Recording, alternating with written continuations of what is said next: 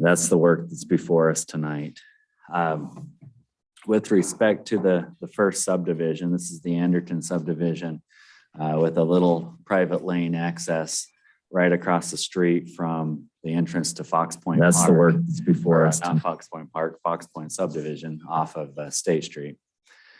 So it's behind the two Anderton homes. One question that I had with that particular development is the drawing in the packet showed 3 lots. I don't know if we can pull that up, Teresa, but I thought it looked like there's only room for 2. I just wanted to kind of understand that better because it was hand drawn. How do I? I think that one lot is the existing lot. Do I That's only one get? parcel already. That's just defining that as the lot that was already there. Sorry, I'm trying to get this, but it's not happening. They have 2 homes that are existing and they're dividing the whole of the property into basically a 4-lot. Okay, that's what I Subdivision. expected, Yeah. but I was confused in one of the drawings. Is there a dental office? There's We have lot A, lot B, and then C and D are the 2 new ones, and we're subdividing the whole property into 4. Yeah, and so why they did this is because lot A actually is just giving up a little portion. Lot B actually owned most of it, so we put it all together. So when they do, so that's why. So it'll be a 4-lot subdivision. Okay. So any planning concerns on this one? That for me, other than the private lane aspect, and I'm not sure how that fits in with some of the city infrastructure. Steve, is there, does that mean they have to maintain, through some type of HOA, maintain the road and the plowing and the surface, those kinds of things? Yes, they would need to do that. They would need to ensure our private lane ordinance requires at least 20 feet of paved surface with an additional 6 feet of some type of other drivable surface for the emergency vehicles. So they'd need to make sure they had that width. The other thing they would need to check based on the distance from the public road to the end of that private lane, the distance may require a larger cul-de-sac than what they're showing. And maybe the driveways would have to be poured in such a way that they could be a hammerhead to accommodate a fire apparatus. But yeah, so there was a concern with that. And of course, this is just sketch. I mean, but they need to be aware of these issues. And then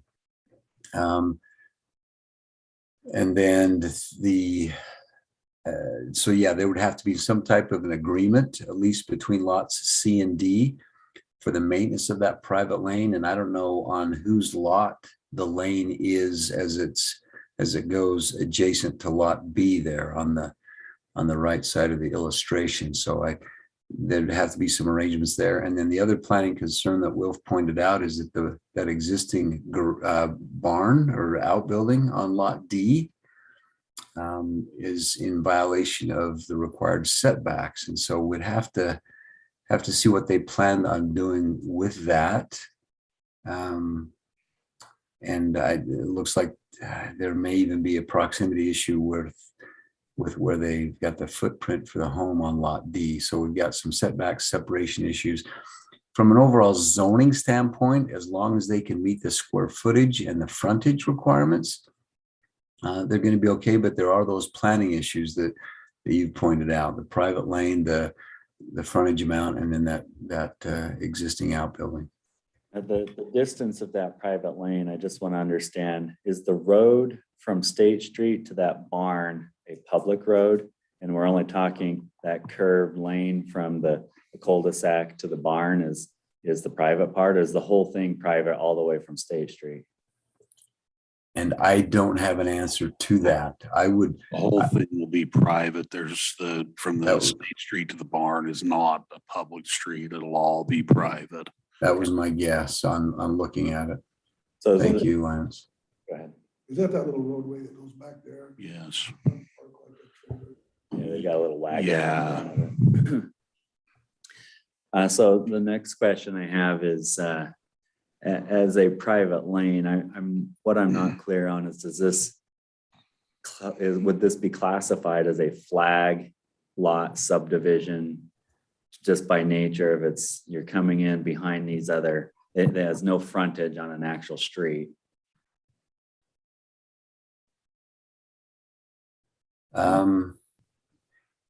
It could be, and if those regulations came into place, I think the only restriction there it would limit the height of the structures based on the flag lot ordinance. And that's the only difference. I thought it was limited to, is it 2 lots or 1 lot on that ordinance? I can double check, but Yeah, I think it's any more than 2, because we did not want, the objective of that ordinance was that we did not want people coming in with new subdivisions and using the flag lot ordinance just to put in as many as possible. We wanted the flag lots to be used similar to here, more of an infill project. mhm. And so I'd have to double check that, but I think that it said anytime you're going to do a subdivision of more than 2 lots. But again, you're right. We need to double check that language. So I have a question on, is the frontage requirement here fulfilled because of the private lane? Without the private lane, they couldn't do this, right? Correct. And so they may have the necessary, my guess is, again, since it's not the scale, that they would have enough frontage around the cul-de-sac. So I think that they're going to be okay, but obviously they would need to demonstrate to the commission and to the city that they do meet our ordinance requirements.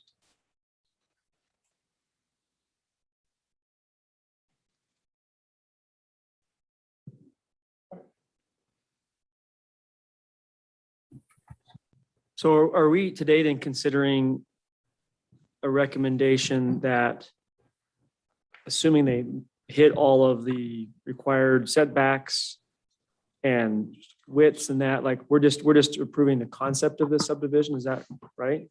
Correct. You're just basically looking at this and say, yes, this is doable, but before you come back in for preliminary approval, these issues need to be addressed. So we can see this happening, but you've got a lot of work to do before we'll consider the next step.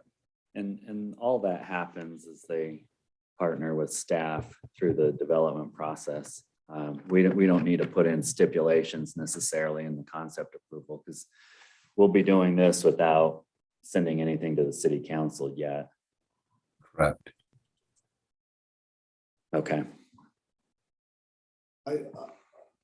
I know years ago you could, as I recall, it was just 2 lots off of a private lane. If you was to try and put a 3rd lot on there, that changes the whole concept. I could be wrong, but I think that's how it works. Yeah, actually off our private lane, we do allow up to 5. That's the same as like the Wardell project that you looked at last meeting. That was a private lane. Now private street is required to be, it is a full city standard road. Yes. Private lane is up to 5. And that's the 26 feet.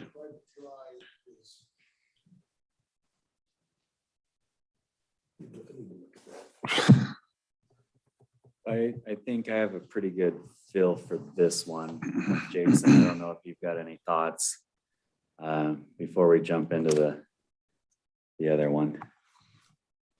My only thoughts on that are just, is there any bigger vision that we're missing? I mean, it looks fine to me, but is there any, it doesn't seem like there's any reason why is there a vision where that road continues east and up through into the next neighborhood? It looks like there's a house that it would run into if it kept going. I mean, is there any access back there and behind all that stuff that part of something that I have limited vision on or something, or not really? No, there's really no other access out of there anywhere else. There is another private lane that ties into behind lot C, but I believe they reached out to them and they were not interested in allowing them to use that. Through our development review meetings, that was discussed.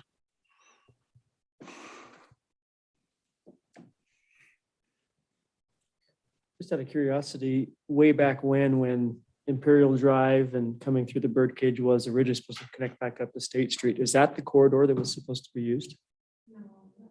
Is it just to the right of that or south of that? Yeah,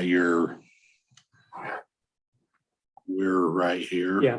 And that would be here somewhere, or potentially, up through here. But yeah, we're right here and there's no access there other than, if this lane here had been willing to let them. So we're over one. Okay. Yeah, we're the cul-de-sac. We're at the end of the cul-de-sac instead of the stub street. The proposed street plan, the master street plan. Can you pull that one up, Teresa, so it's a little bigger?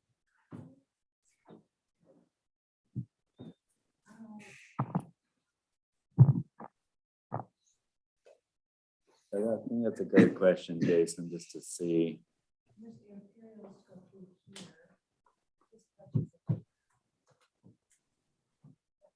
Okay.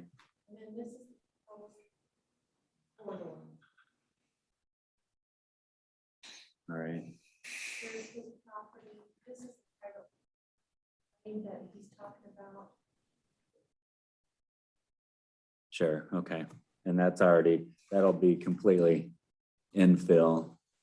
And then Imperial's farther south. Mhm.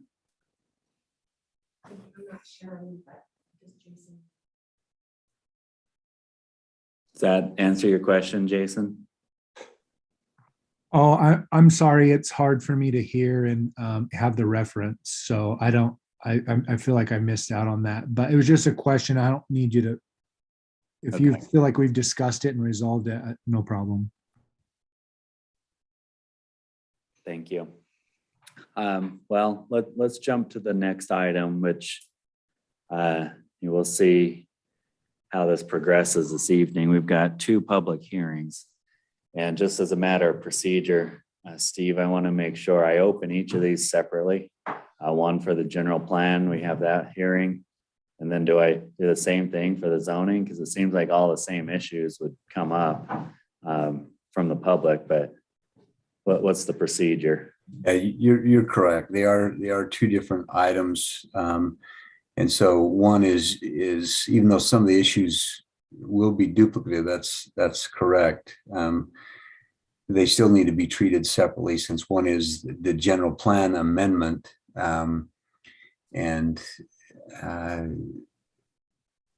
You would have the discussion focus solely on that, close, take a vote on that, and then move to the public hearing for the rezone issues. It doesn't mean that you can't talk about the other issues, but you need to try to limit it to the general plan.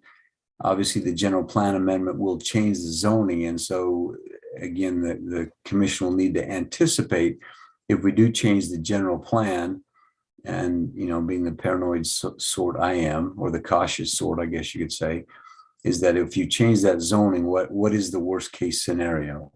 They have presented a concept plan, but again, they're not bound by that. If there are some concerns, I know that okay, let me just answer your question. If something else comes up, then yes, treat them separately. Sorry, I started to jump off onto the other tangent. Your insights valued. Thank you for that. So this particular subdivision, right now, the property under the general plan and the zoning is commercial property coming off the road that's stubbed right by Napa and Val's Flowers. What do we call that thing now? It changes every. No, it's something different than that now. Business Resource Center. Okay, all right, so that place. So this is a 4-acre parcel.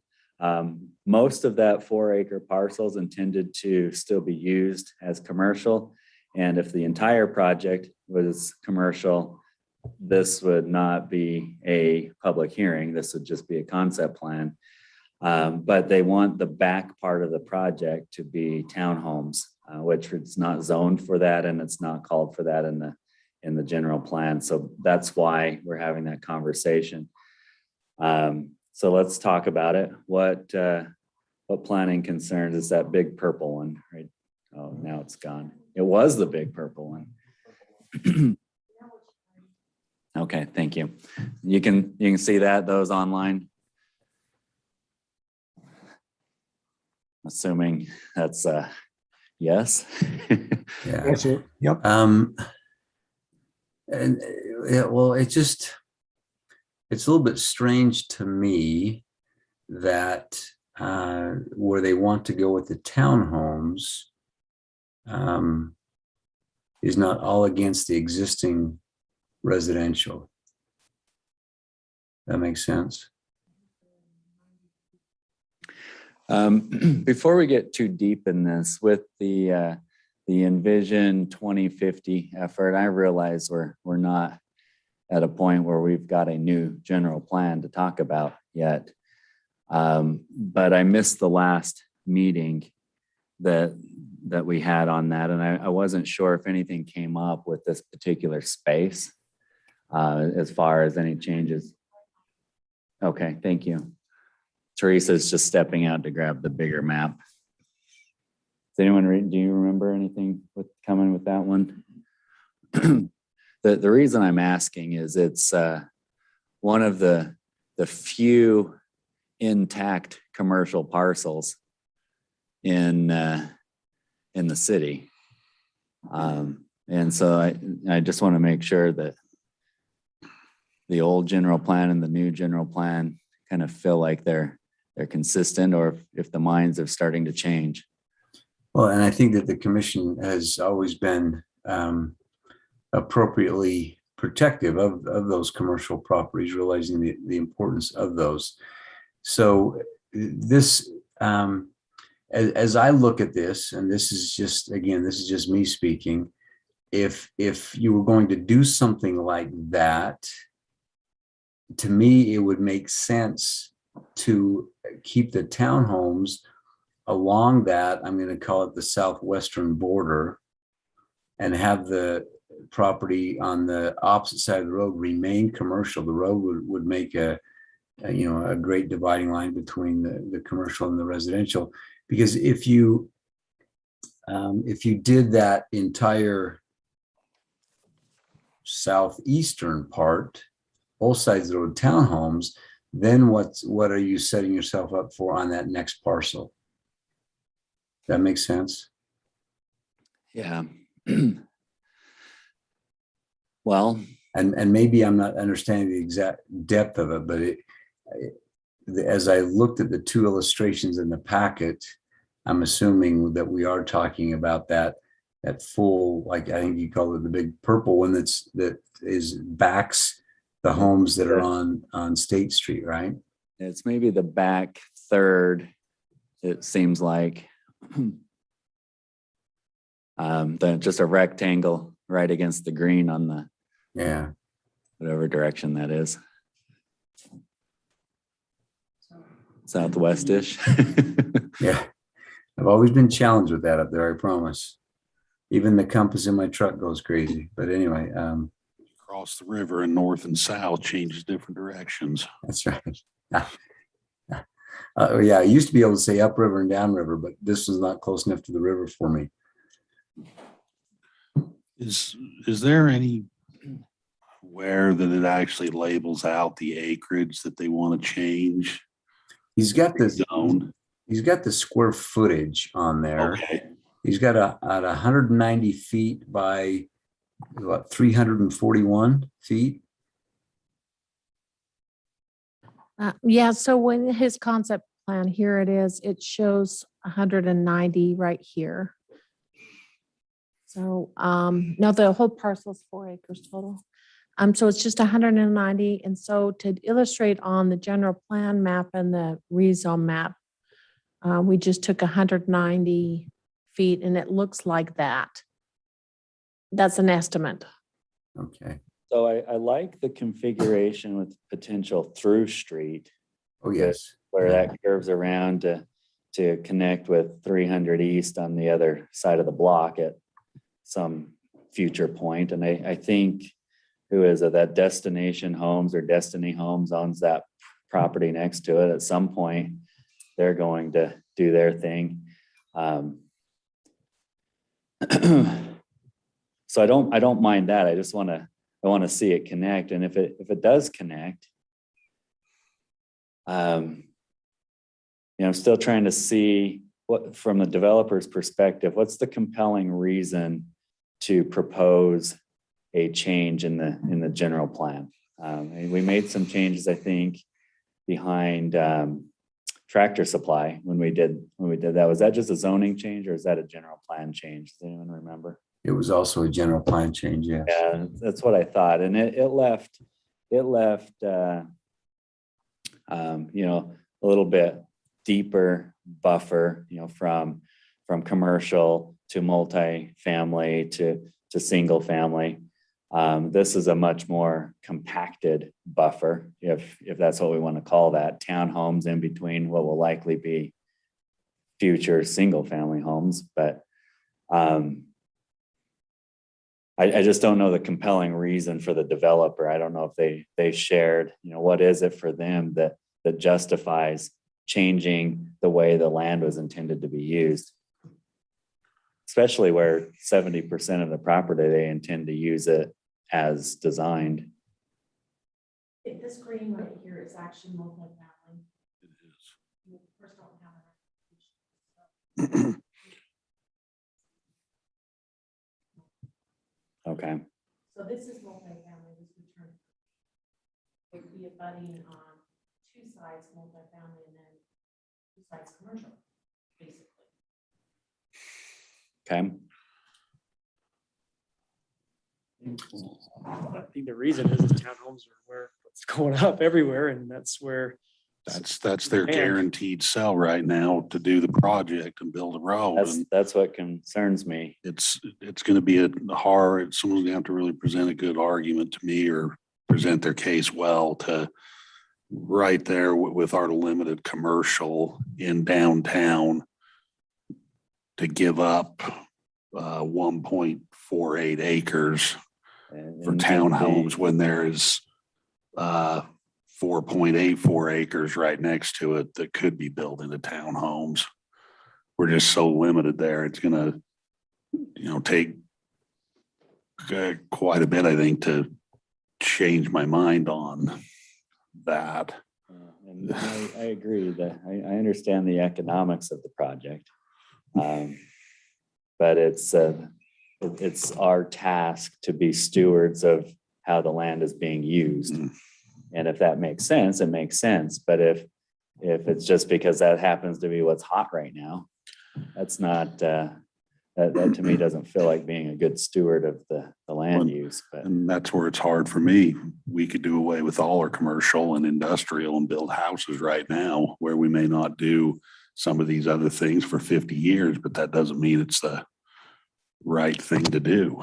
well, and so I realize this is not, you won't be able to see it, but this is the concept plan for the Morgan 2050.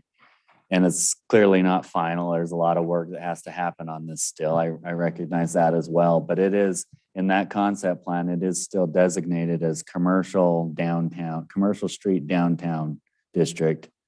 The whole thing. So, the preliminary thinking that's happened thus far has not thought, well, let's change the central part of that block to more residential.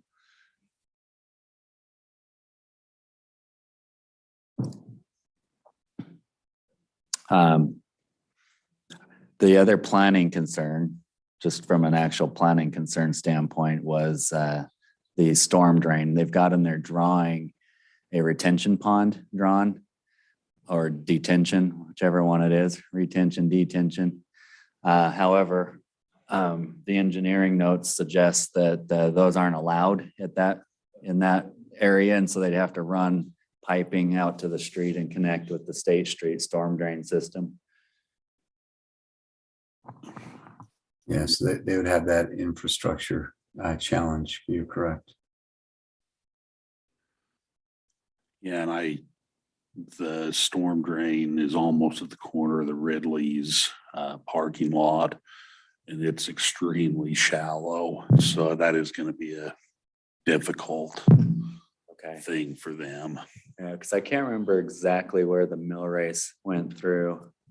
It's up, it actually goes under the park strip in front of Napa, then kind of winds its way out into the middle of the road. By the time it gets to the corner by Bingham's Meats, then it's in the middle of the street. It kind of runs on a Okay. angle out through there. And I mean, obviously, they're going to be faced with that issue regardless of what type of development. Whatever project it is, it's going to be an issue. Okay.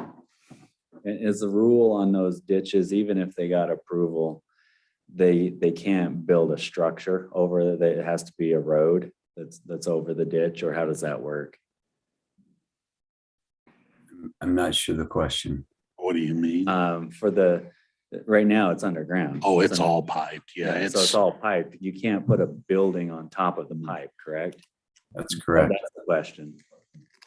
yeah, and it's out where it's not even in this property. Okay. It's on the opposite side of the street, even the little word industrial So road. dead there's no ends. part of the mill race that's on No, this 4 no. acres. Okay.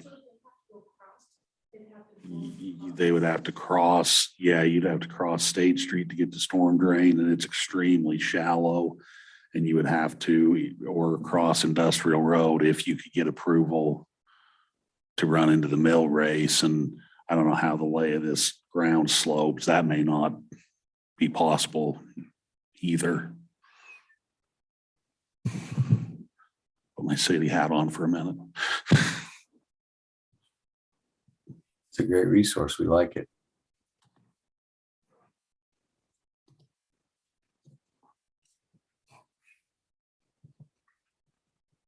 And in order for them to get a storm drain, outfall line out, they would actually probably really, to make it even work, they'd have to probably run and get an easement through someone's side yard.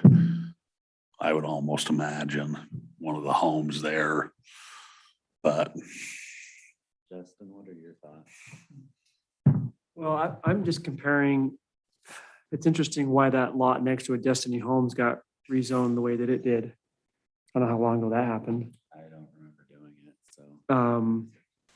But 6 years 'cause before I got here.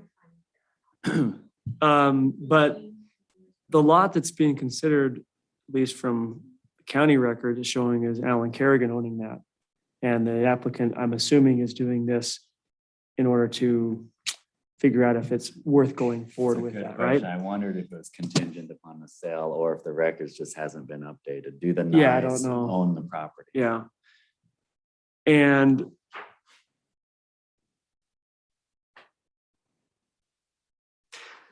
either way, I do like the fact that we're preserving commercial space. It's still a weird spot for commercial. Right up, behind the homes, the homes on State Street eventually might be gone, down the road years. And that might make it more, I guess, accessible, or at least more to my liking. But as it sits right now, those commercial properties, those commercial plots that they're putting in there, that's going to be some very odd spots for a commercial district. Wow. It's not the project that I would draw up myself. But nonetheless, they can do that commercial piece of it. So finish your thought. It sounded like you're. Well, it's just an odd piece of property. Okay. I don't know. So he does. The owner affidavit that's notarized says he owns it. Okay. So, and tax recs are sometimes take. Yeah. Go ahead. Well, I mean, like everyone else, I think the preservation of as much, especially what we call downtown or commercial, what do we call it? The commercial street downtown district. We need to protect as much of that as we can, but just an odd duck there in the middle. It is. Jason, what are your thoughts, or Tony? So how many homes are there that sit on State Street? We flip back to the other screen, Teresa. I agree with you, Justin. The only thing that make it somewhat feasible, I mean, not somewhat, a little more feasible is if you really wanted to build something commercially. It looks to me like you'd almost have to buy two or three homes. Right, there's 4 or 5 that are in front of it, plus that one that was already converted. Yeah, it's already converted. Yes, 282, 79, 260, okay. Then it makes sense. Yeah, it makes more Coming sense. off of, State Street frontage.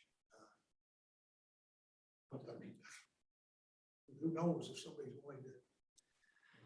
Yeah, It's I mean, if you're buying the property to speculate, it seems like you should accumulate those others and then do a real project. Well, I mean, I know we had a difference of opinion on the other most recent change that we did from a zoning standpoint. Me personally, and we as a commission collectively of what the city council did. But the apartment that's going in right across from Riverburger, to me, that's a similar type of issue. We gave up a little bit of commercial, and now, when you look at that, it doesn't feel like that's ever going to be, even if you bought up multiple properties to do what you potentially do there, you're gonna have a weird configuration because now you're gonna have an L-shaped property. So I really feel like this commercial needs to be protected. And I want to do that based on the consensus of what's reflected in the general plan. And it seems to be, I just don't know what kind of other issues are going to come up. Is there anything that we're not thinking of here that, I don't understand, I guess, why go through the trouble of throwing in the 4 townhomes? Yes, the economics, but in the off chance that it gets approved, is it just a numbers game? And we'll see, hey, if they'll do it, we'll go for it. If not, we'll figure something else out. I don't know it just feels like there's a play there, and I don't know what that play is. It makes me feel awkward. Well, and there's an interesting thing to consider depending on how they laid it out. Until Destiny Homes go through, you may lose a couple of those townhouses. What are you going to do about turnarounds for your fire department? Are they going to allow a hammerhead between 2 buildings as their turnaround, or are they going to want a cul-de-sac at the end of this till it goes through? So they may lose a townhome until the road was built through anyways, depending on what the fire department wanted.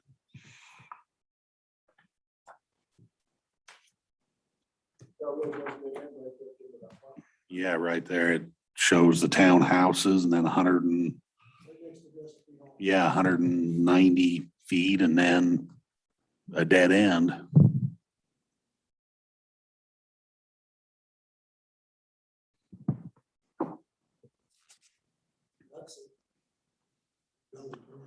Well, and I mean, or they do it, try to forget, I don't know, depending on the number of units, maybe they do a turnaround back before the town. I mean, there's probably different ways they can do it, but if you're doing the turnaround back where the commercial is, then you're giving up that commercial until the road goes through. I don't know what the fire marshal would think and what they'd want to see.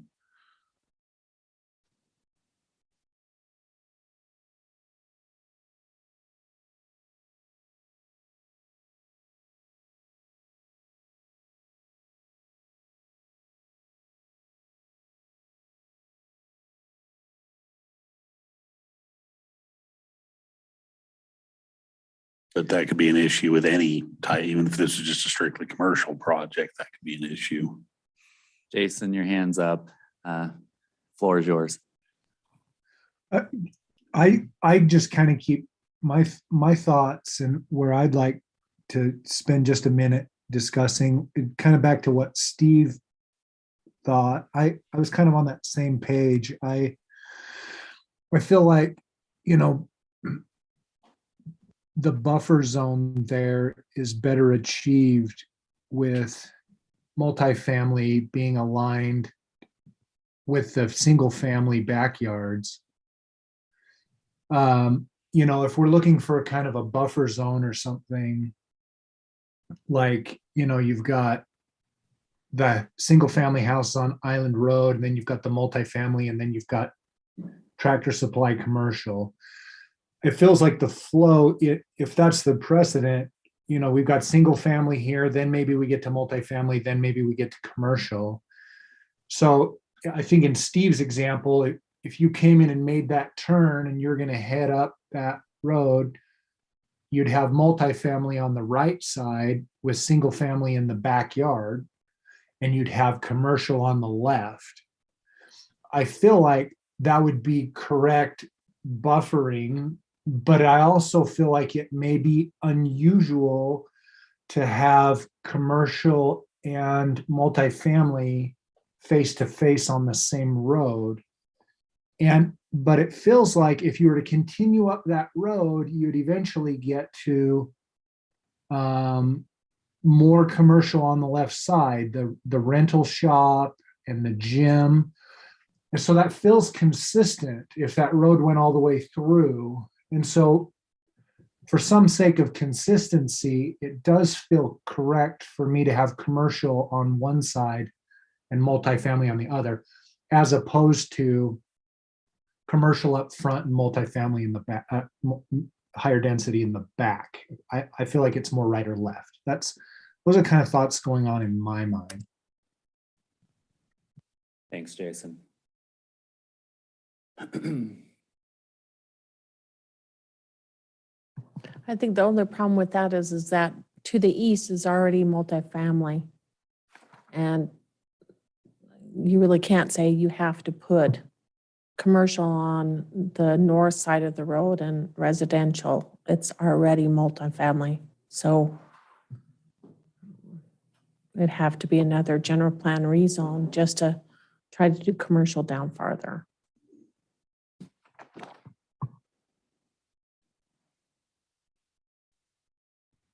I think that's a great point. Thank you. Just logistically, when we do get into this, it requires a motion to open and close the public hearing. So I'll be asking for that. So one of you will need to do that, if you would, please.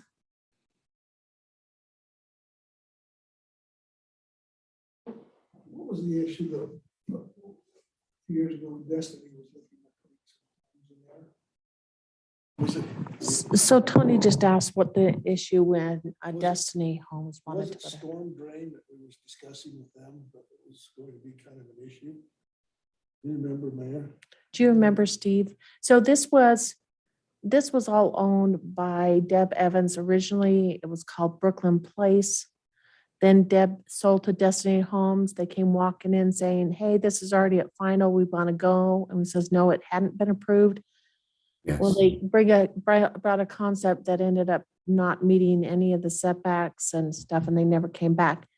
But I know that Deb Evans was saying her reason for selling was she couldn't afford the infrastructure that had to be between 125 North to State Street in order to do the whole multifamily back there. Does that ring a bell? Yes. Was it sewer? Was it storm drain? Or was it? Well, that sounds familiar to what I've been told, but it was before my time. She had something approved. The There was quite a discussion, I remember, on it though. things were changed similar to like from Quail Hollow Phase 1 to 2, driveway lengths, different things like that. Yeah, it And was, and it didn't meet anyways, that's Doug, what how I do have you been think the told. storm drain- Well, I don't know, and this is an interesting thing. I'm just trying to look up here. Where do the utilities go out of this? I just That's- remember there was quite a conversation back when, and you're absolutely right, Teresa. It was when Deb Evans owned it, and it was, what was it called? Brooklyn Place. Brooklyn Place, yeah. That's correct. And it was Gardner was the developer, and he just kept saying that he needed that density for it to pencil out. And so that probably ties into the infrastructure that you're talking about. I don't recall those specifics. I just recall him saying that the density that was needed. But as Lance stated, it was far from meeting the majority of our ordinance requirements. Oh, Steve, you're not that old. Go back in your brain. I apologize for bringing it up because it probably has nothing to do with your conversation. But there was definitely a lot of discussion on It was at least 17 years ago. it. It was a lot of 'Cause conversation. I Oh. wasn't here. And sewer ends right there in that little T where they would come back into this. There's a manhole, but as far as a depth, if this development could feed into that, I don't know. That may have been part of it. I know it's deep over in 125 north, but I'm not sure. And I guess we didn't do a development review meeting on this, did we? Ryan came in a couple months, 2 or 3 months ago, remember, for a development review, but he was looking to do mixed use. But actually not really. Yeah, he wanted to do mixed use and had apartments and commercial all mixed together. And that meeting, we talked about how mixed use was not part of our code at this time, could be in the future. It would be something that he would have to do some rezone and things like that. Then he didn't come back, and he did meet with Ty to show this project, but that was it. And that may be the simplest way to approach this, that they really demonstrate the viability of the project with the current infrastructure, that they would need to come up with a plan to show that this could be appropriately serviced before really any type of development occurred.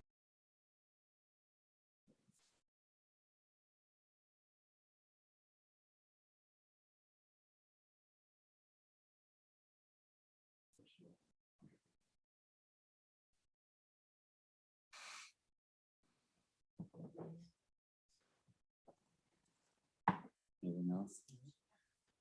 Jason, anything else on your end? No, all's good. Thank you. Mayor? Oh, Is, what do you think you want to change the zoning or not to allow for R115 in commercial? As far as the drainage, the sewer, drinking water, that's something they've got to work out. Even though it's part of it, Mm. that's not a consideration for rezoned or not.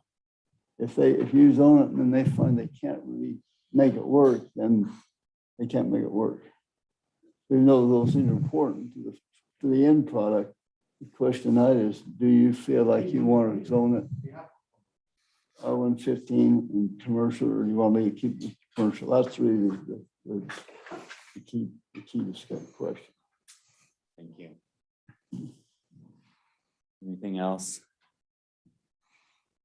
Lance? Well, like I said at first, I know it's a little bit of an awkward piece of ground there, but it'd take a pretty good argument, I think, to make me think that we should give up what little commercial we have right there for more townhomes. I mean, I know there's probably a lot of little awkward pieces of ground that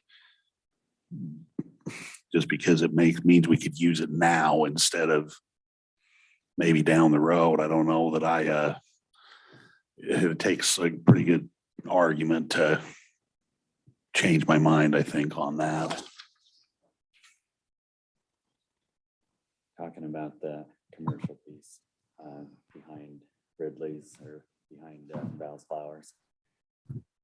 And Lance's position is supported obviously both by the current general plan and the current draft for the future one. Well, I think that's important to consider. There's already been, a fair amount of public input on the proposed general plan. Not that it's gone all the way through, but been a lot of insight already. I mean, I would rather see the opposite happen.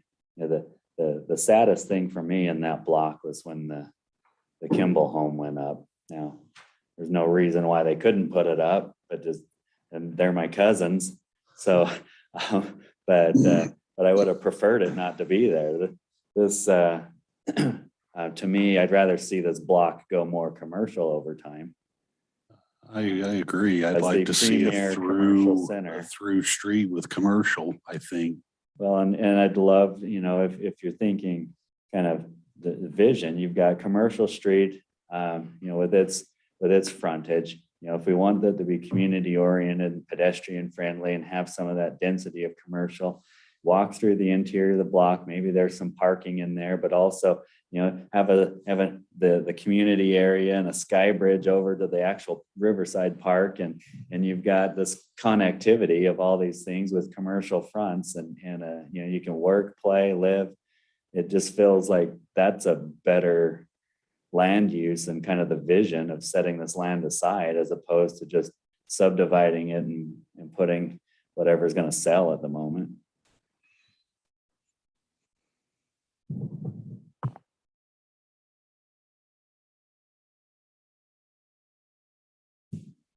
I don't have anything else. We've got 8 minutes before the meeting starts, so.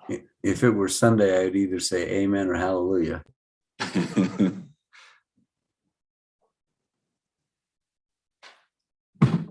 When you look at the new general plan and they want it to be commercial, that general plan, we as a group are going to start, if it does get adopted, would start doing, what are we going to allow in those rezones, et cetera. And that could be something where, maybe you want to do mixed use and things like that. But right now, to make full apartments, it's the choice you want to do, or whatever he's opposing, Sure.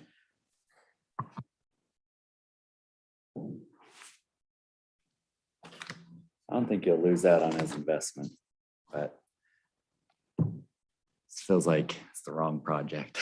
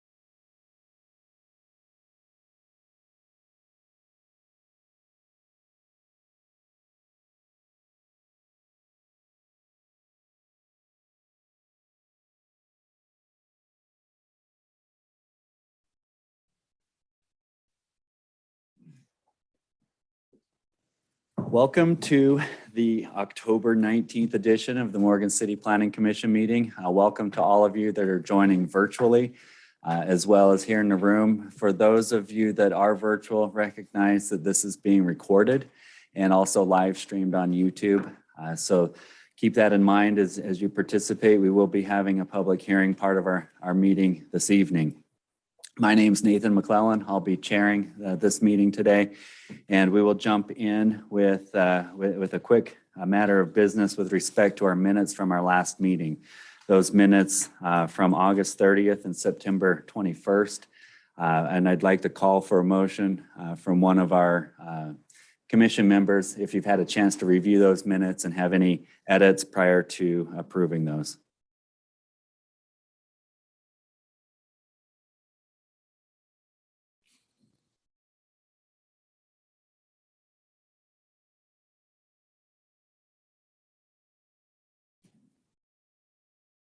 Seeing no comments on the edits, is there a motion for approval? Mr. Chair, I'll make a motion to approve the minutes. Thanks, Justin. Is there a second on the motion? Jim seconds the motion. All in favor, please indicate. And online, Jason, I can't see you. It's unanimous, Teresa. Minutes approved.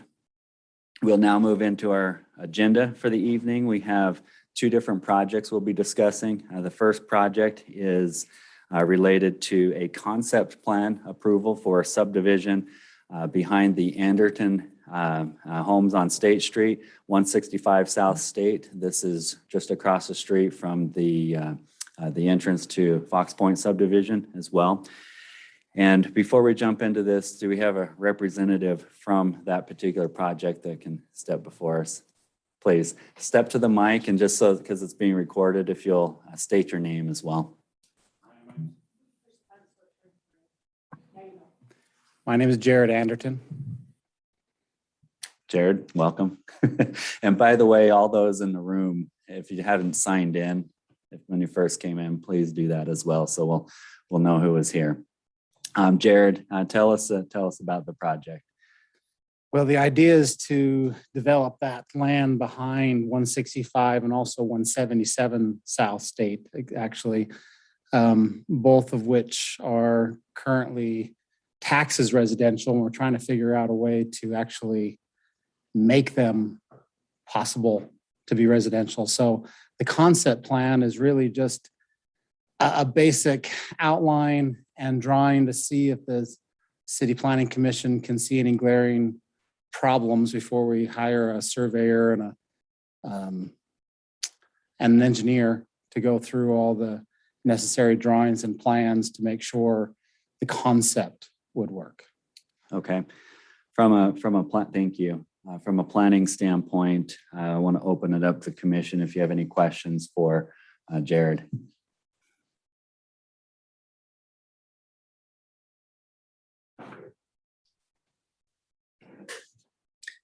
I think there was one question. The private lane allows you to have the frontage that's required to do a lot of this, but there is a big, long building there. Is that intended to stay?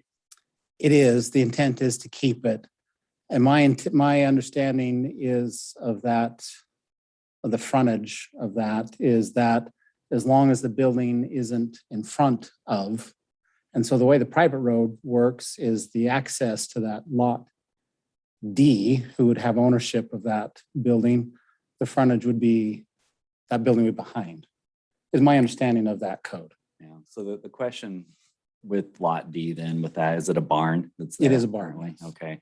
Is right now, I think it's grandfathered in because the structure is already there, but once this is subdivided, it will no longer meet the setback requirements of that lot. And so there's going to be some challenges we'll have to think through there. That's just one consideration. Yeah, and we understand that. We realize that. The other consideration is to leave it grandfathered because it's with the 177 South property right now, of cutting out an annex for that and leave it as part of that property. It just makes it easier for us if we could keep it as part of lot D. But if there's no way wiggle room around the code, then we can work around the other way too. Steve, from a staff standpoint, can you comment on how that would normally work? The struggle that I would have is if we're just working things out on paper to make it work, and we replat it, so it's grandfathered into its existing lot, and the barn's going to stay either way. I just don't understand. I want to make sure we're doing the right thing here. Correct. Anytime that an existing grandfather structure becomes part of a new subdivision, generally all the requirements of the subdivision apply to all of the structures. And so basically part of the subdivision, the two homes on the front on State Street would be part of the subdivision, thus making any structures on them would need to come into compliance. And so, we'd have to look to see which is the front yard, the rear yard, to see which setbacks would be applicable, where the homes would be. But those are some things as you prepare this and go through the code, you'll need to pay attention to. So if I'm hearing him right, then it sounds like any change to that whole parcel, whether you annex that into Lot B or not, will trigger a new subdivision, which will make it not meet the setback. So that's something to consider.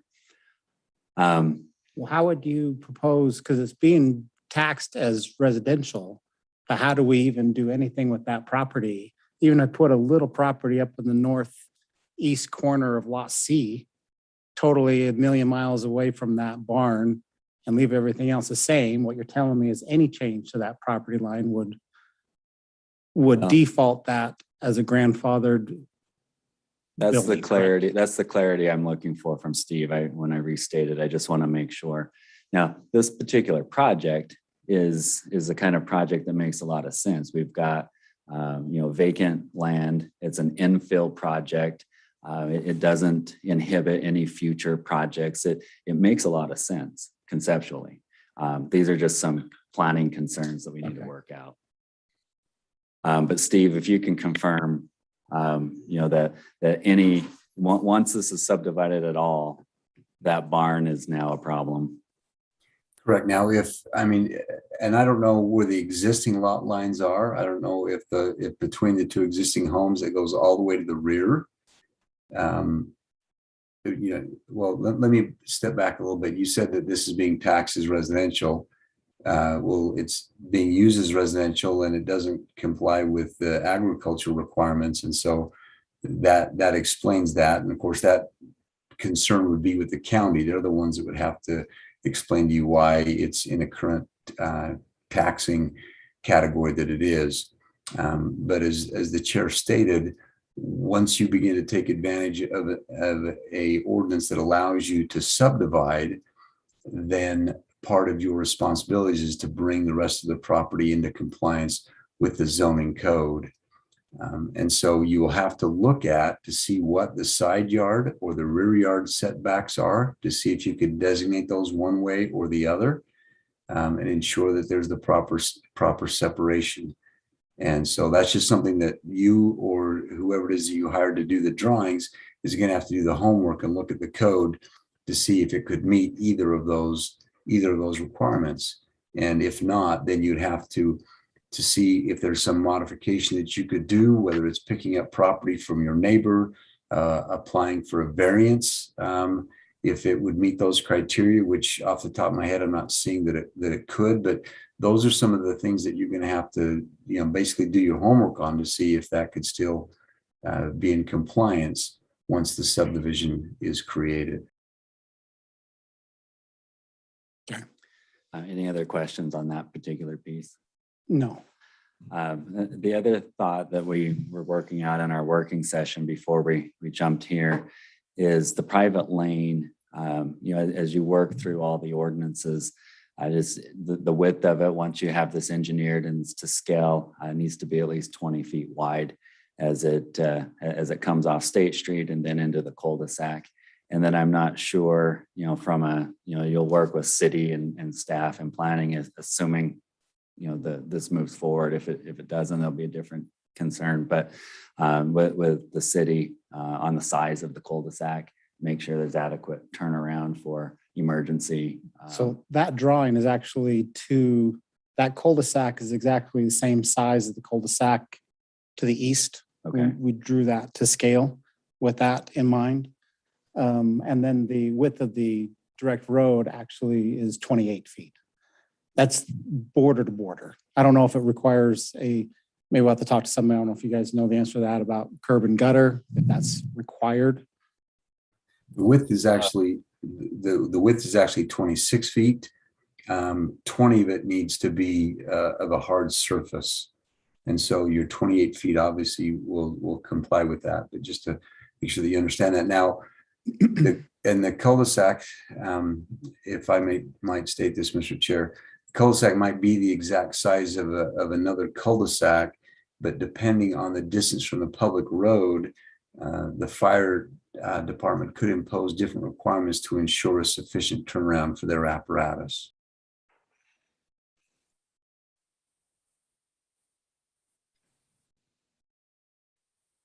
Mr. Prescott, did you have any other comment on that as well? As I'm just looking here, I mean, I do have from the planning standpoint, I worry about this exact layout looking, how it'll work out. What I would assume the fire marshal is going to want is probably going to be close to a 90-foot radius on the cul-de-sac, I think. And that, I don't know how that'll be in a private lane, so that may change some. And as I just do some quick math, between the barn and the center property line where I measure out, minus your front setbacks, leaves you with about a 62 feet of room, minus whatever rear setback, and then also minus whatever setbacks required to the barn, depending on how that lays out. So where the home on Lot D is, it seems like there's going to be you're kind of running out of room a little bit. Not saying it can't be done, depending on the design of the home, but I think with front setbacks and rear setbacks and the radius of that, like I said, I think it's gonna be tight. Not saying it can't be done, but it'll be interesting to see how everything actually measures out. Other planning considerations, Justin? No, I just think as we're saying this, we're not saying that those are stopping you from doing this. We're just saying these are all things to consider to make Yeah. sure. And this is all conceptual. I mean, the cul-de-sac was just because it makes it easy. We could do a hammerhead design, make some kind of easier turnaround for the fire truck without having to do a 90, because we measured out 90 foot because we looked at that as the code, and it makes a pretty darn big circle back there, which does really impinge on that space that you're referring to. At least is doing two properties. I mean, that's the whole point, is we're trying to figure out how to split it into two. Otherwise, it makes one big darn one. Otherwise, which kind of creates the other problem, though, is even as a private lane, one single property, it's still too far back for a fire hydrant. We were told we need a fire hydrant back there, which also means we still need to make that 26 feet, even if we put one house. That's my question. I don't have an answer for that. That'd be a staff and planning question. Anyone on the call right now can answer that? Then it would be the flag lot that we're talking about, and it would not require the full 26 feet. But again, because the distance, like they stated, you would either have to do the hydrant or have, and the driveway would have to have sufficient support for the fire apparatus as well as the turnaround back there. And there's other considerations if it does qualify down that path of being a flag lot with respect to building heights and things like that. So planning can help you work through those issues. At this juncture, we're evaluating the concept. There's clearly, some problematic issues with the property, the existing barn, maybe the size of the turnaround, whether it's a circle or a hammerhead. But to Justin's point, I don't think that means that nothing can be done here. Right. We just need to figure it out. I don't know if this is a proper time to bring up this question too. There's an existing fire hydrant You can't really see it there where that drive, the lane to the barn comes out. It's a narrow driveway lane, but just next to it is an existing fire hydrant. And if we expand out a road to fill the entire width of that space, the fire hydrant is in the way. I don't know what kind of need or possibility there is to move a fire hydrant. Yeah, anyone?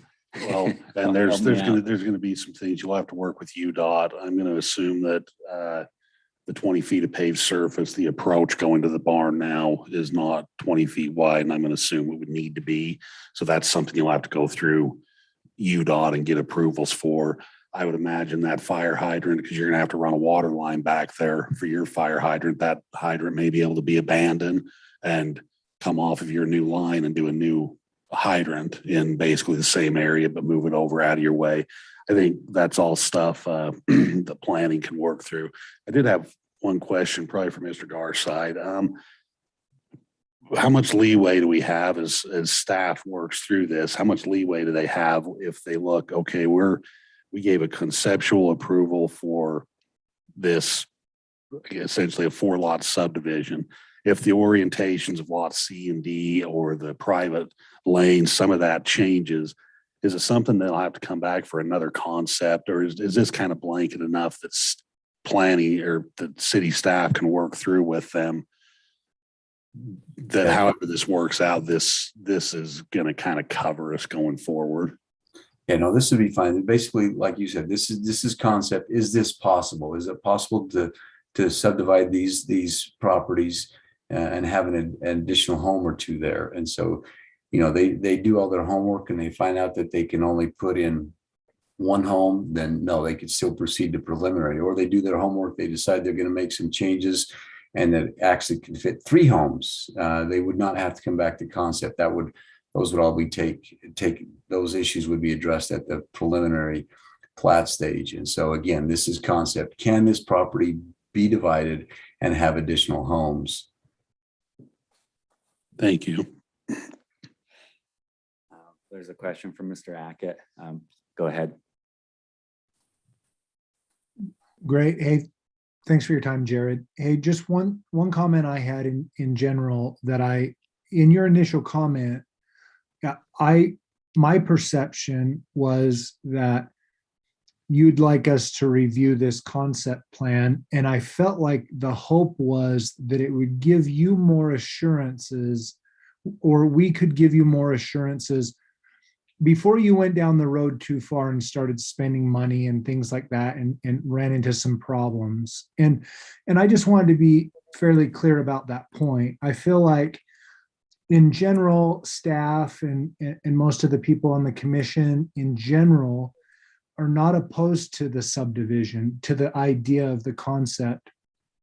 But at the same time, if I were you, I wouldn't rely on our conversation. They're good tidbits, but at the end of the day, it would be to your benefit to spend some money to make sure you have those answers and not rely so much on the commission and hoping that we point you in the right direction. Because generally my feel has been, you bring the answers and we'll tell you if it's approved or not so much let us tell you the answer kind of concept. And so I just wanted to be real clear with you. I think we feel good about the concept, but I don't want to give you the wrong impression that we have all the answers for you and you don't need to do much to figure it out. I think it's reasonable to say if you're interested in pursuing it and curious, it's probably to your benefit to hire some professionals to help you get to that answer and not rely on just the feedback you get from us. Just one moment before I give the floor. One of the things that you can do is engage with city staff and have a development review and planning where you're working through some of these things. The city has resources and engineers that make sure that this is all done the way it needs to be done, that it's feasible, that it fits. The commission's responsibility is specific to the land use. And that's why we're kind of hedging our answers a little bit, because we don't have, we're not engineers and we don't know those answers, but we can either grant or deny the concept. And that's the question before us. All these other considerations that have been thrown out there, exactly as Jason said, you'll need to work out from here on. But the question before us is, do we see enough conceptually that we can approve this plan to allow you to continue going into the next phases and do more due diligence? And so that's the question before us. There's another comment from the public. Sorry, well, I'm going to be the owner of the bottom left-hand house. We need you to come up to the mic, so, Sorry. because it's being streamed. Sorry. And state your name, please. My name is Jim Ellis. Thank you. I'm the owner of the house on the bottom left with the circular driveway. We already had a meeting with the city manager, city planner, and they kind of did the same thing. They're kind of like, well, this is what we think, but we're hedging our answers and we got this. Who is it? Who is it that signs on the dotted line if we spend money with planners and engineers and UDOT and everything, and we bring the plan in? Who is it that at the end of the day says, okay, hit the ground with the bulldozers? Because we've gotten the same answer from the city planner, city manager, city council. I mean, who is it that we go to that says, okay, you have followed all the laws, we approve this, you may begin building? Yeah, that's a great question. Teresa, can you outline on the spot, if I can put you on the spot, can you outline the process from initial application through concept, through preliminary, final, all of that? Sure, Mr. Chair. What we have is that the first step is exactly what you've done, your development review meetings, which meets with staff to tell you the concerns with your utilities, engineering, and planning. Then that gives you the basic to do this concept review. Concept review, again, is just a basic sketch saying, this is what we want to do, and it meets the code to that point. On your next review will be considered a preliminary review. The preliminary review is when you will employ an engineer that will engineer and survey, subdivide, do all the infrastructure, how it's going to be laid out down to ready to build. That review is done, then that preliminary is reviewed by the engineer and planner and come back to the planning commission for approval. Then you'll have one more step, which is a final review. That gives you, like the preliminary, if you have a few tweaks that need to be fixed, we can approve that. But the final is where everything is dotted and done. The planning commission will give a recommendation to the city council. The city council is the final approval. Once you're done, that means you're ready to go. You record your subdivision of the parcels and can start building. So did you get that? Yeah. Okay, so who, do we know who that is? Who is that the step in between now and coming back when you say meet with engineers and like who? Oh, so the concept will be approved or denied tonight, planning commission. You will employ your own engineer, and then you will submit that preliminary review to be reviewed by engineer, planner, and come for approval through the planning commission. Okay. Mr. London. Make one quick comment, and then on this concept approval here tonight, this body right here will give you the approval or disapproval. It won't come to city council. The concept will not come to city council for approval. So once, if they give you approval tonight on concept, you don't have to wait for it to be approved by the city council. All right. This step. Any other questions? Does that answer your question, Mr. Ellis? I'm being serious. Well, if we employ our own private engineer and he engineers that doesn't mean that he knows whether he's complying to code of the city. And because the engineer, we could hire some engineer from Salt Lake and he doesn't, there's code in Weber County and code in Morgan County and code in Box Elder and. Well said. However, they can access our code. That's what, they know how to do that. That's what they get paid to do. These civil Okay. engineers, they do that. They access our code or they access the city, they find the city and they get said code. And that way they're compliant. That's what you're. So if paying for. engineer draws this all up and says, okay, this is compliant with what's on the books, we bring it back. There's then no way that you all can say, well, we don't like this. If the engineer has it drawn to code, if it's code, it's code. Am I right on that? As long as it meets the code. Okay. Now, as Teresa said, then the city engineer will take it because they speak engineer and they will look, Right, make right. sure that it is compliant. And he has a big checklist. It comes back to us. Okay. Yes, and that's where we get our advice from, and then we get to vote on that. And that's, as the chair said, that's our job, is to uphold the code. Yeah, so I guess that was my question. If it's code, but there's still a vote. I mean, if it's code, it's code, right? That's exactly right. Yeah, my understanding is the whole point of the concept approval is that as long as we come back in the preliminary and final review with 2 code plans, the fact the concept's been approved, it should just be technicalities at that point. As long as everything's within code, yes, go ahead.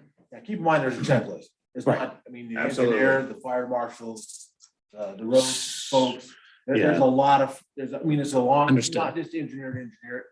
That is a great start, but there could be some tweaking at the end, I guess. City staff will also, in addition to our engineer, the whole city staff, which I am one of them, will review your preliminary plan, and correct me if I'm wrong, if they're shovel ready when they come in, preliminary and final from us can be in the same night. So if you're right ready. I'll you know, shove my it can- shovel it- ready. Yeah, it can be ready to go and we can do that all in one night. So. Well, that's good. Well, I appreciate you working through, I mean, we're novices on even the process. of this, Clearly. So. Clearly. Nathan, Mr. Chair. Yes, please. So, yeah, your preliminary approval, that's kind of really where the rubber meets the road. And a moment ago, you said our engineer wouldn't know what, Morgan City's codes and ordinances. Well, if that's the case, then fire that engineer and get another one, because it's going to be their responsibility to know what Morgan City's codes are. So they'll have to get up to speed on that if they're not familiar with it. So, yeah. But Thank you. Any other questions? No, All right. At this point, I think we've already asked our questions. I'd call for a motion on whether to approve or deny this application. Mr. Chair, I'll make a motion for the conceptual approval for the Anderson subdivision located at approximately 165 South State Street. Thank you for that. Is there a second on the motion? I'll second that motion. Justin seconds the motion. Any discussion before we vote? All right, let's vote. And Jason, if you can make sure I see one way or the other, all in favor. And it looks unanimous, Teresa. Thank you. So concept approval is approved. Thank you. can I make a motion to get Justin an actual plaque? I like this. We will now move to our next agenda item, which is related to a project located at approximately 300 North and east of 300 West. This is on the opposite side of State Street is Ridley's, behind the Napa and insurance business, or is it an insurance business now? Not anymore. Okay. So it's a 4-acre piece of land that is going to go through a public hearing for 2 different things tonight. So one is a change to the general plan is the request. The second one is a change to the current zoning. And the reason for this is the project right now, it's currently zoned as a commercial business. And the project's intended to, in concept, drawn in some multifamily housing townhomes towards the latter part of the the property, which is not zoned for, and it doesn't call for that in the general plan. And hence the public hearing tonight. If it were just a commercial use, we wouldn't be having a public hearing. So before we get into it, I want to just outline what we'll do. I'd like to hear from a representative from the development. I think we've got Mr. Nye here. Hear from him, and then we'll hear if there's any staffing issues from staff, and then I'll call for the public hearing to be opened, at which point anyone can participate in the public hearing. I would just ask that you keep your comments brief to 2 to 3 minutes, and once a point's been covered, it's on the record and we don't need to reiterate the same points. So let's proceed in that manner. Steve, and correct me if I procedurally mess any of that up, but. And it's okay. A lot of times they'll go ahead and open the public hearing before the presentations begin. That's just in case there might be an exchange that just impromptu occurs during that, and so you'd still want that to be a part of the public hearing. So it's generally okay to open that right at the beginning. Thanks for that, counsel. That being said, could I call for a motion for opening the public session? This is specifically for the general plan amendment. We'll handle the zoning change later. Mr. Chair, I make a motion that we open a public hearing to address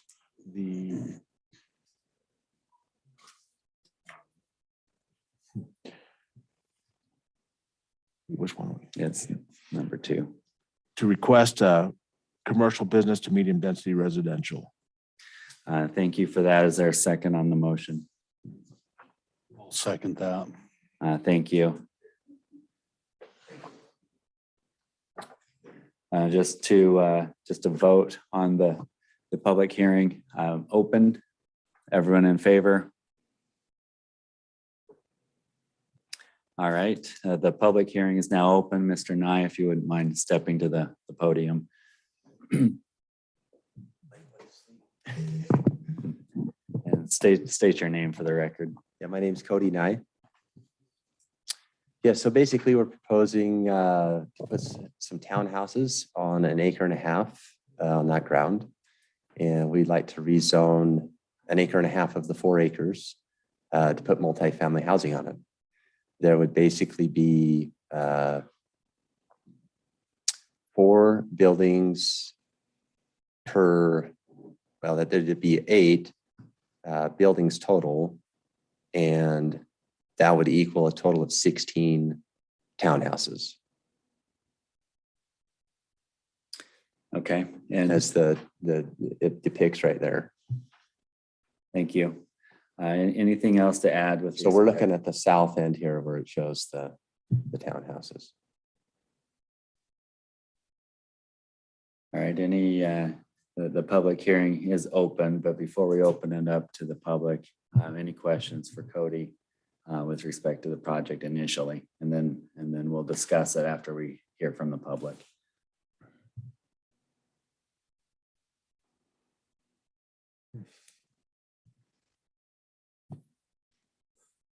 And Jason, I see your hands up. Go ahead. Nice, thanks. Hey, just one question I had in our discussion. We were talking about in concept, I'm sure you're familiar with Tractor Supply and the townhomes behind Tractor Supply and then Island Road. In my mind, we were thinking about that kind of buffer zone between commercial and residential, and that seemed to be a precedence that was set. There's some residential on Island Road, and then there's some multifamily on in between, and then there's commercial at Tractor Supply. And as I looked at this personally, and you can see the residential side, and there's some other multifamily kind of behind it. I'm going to call it that south and east. One thought in my mind was, right now you've got the multifamily in such a way that if it were to follow the same pattern, we could go residential, multifamily, then commercial. So that would put more of the commercial kind of like on the left side of your concept or the north side of your concept, with maybe multifamily on the right side of the concept. And I just wondered if you'd be opposed, instead of, if it were an option, instead of stacking the multifamily at the back, would you be opposed to putting the multifamily on more of the south side, backing up the existing residential, and allowing the commercial to be on the other side, keeping a similar pattern that we're seeing of residential, multifamily, residential, and then commercial? Just a question about, would you be opposed to kind of a different configuration if that were a factor? To answer that, I don't know at this point. It might be an option, it might not. I was hoping to get, like I say, a concept, and once we went from there, then we could figure out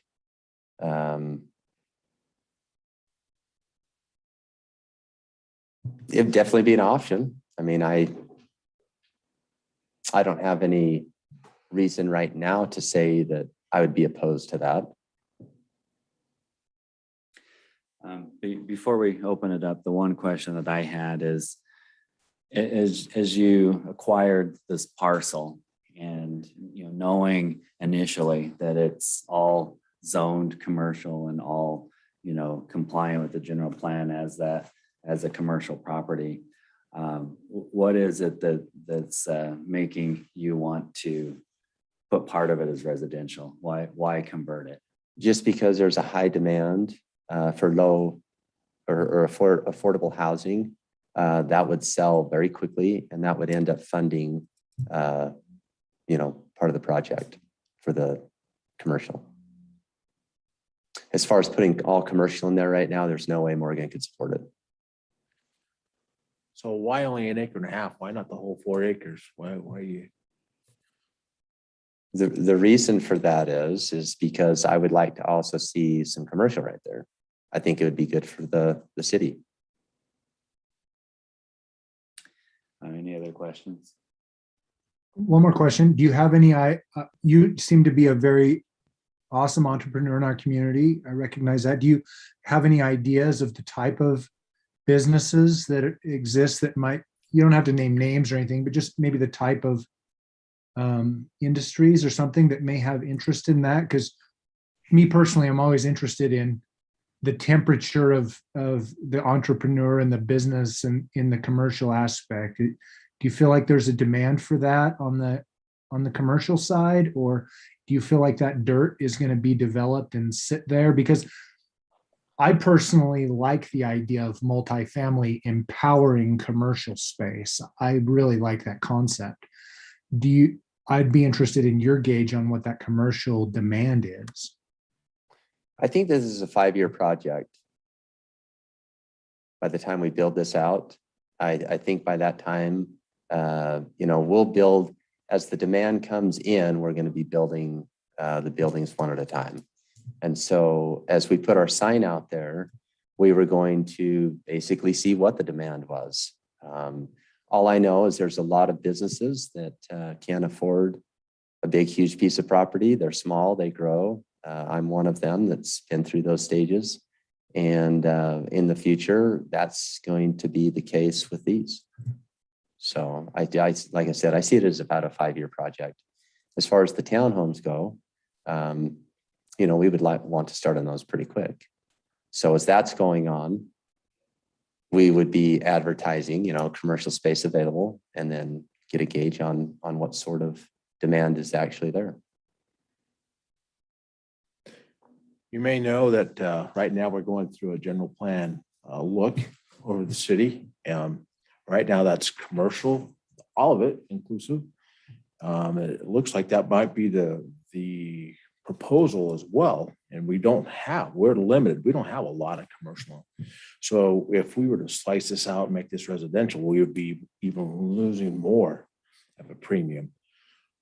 I guess my question would be, why, if you see this as a 5-year plan, why is it so urgent that we do it now and not allow the planning process, the general plan process to unfold and see what it develops? Maybe it comes out with residential. I don't know, but Well, I guess why the urgency? Why do we need to address this now? I've got an investment. I'd like to start get a return on it. So let's pause the commission questions for just a minute, if that's okay. And I'd like to hear from the public. I don't know if we've got anyone else online besides staff and commission members. But if not, everyone in the room is here and welcome to participate. This is a public hearing. Just as you choose to do so, please step to the microphone and state your name and then share your thoughts.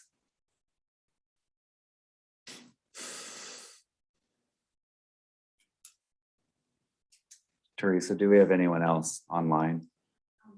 Just these four? That's it. It looks like there's no one else in the waiting room. Okay, so the three of you that are here, the floor is yours.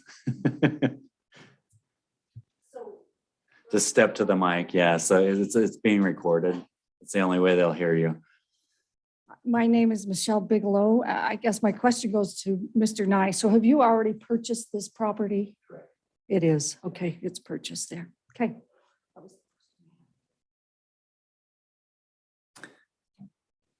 Thank you.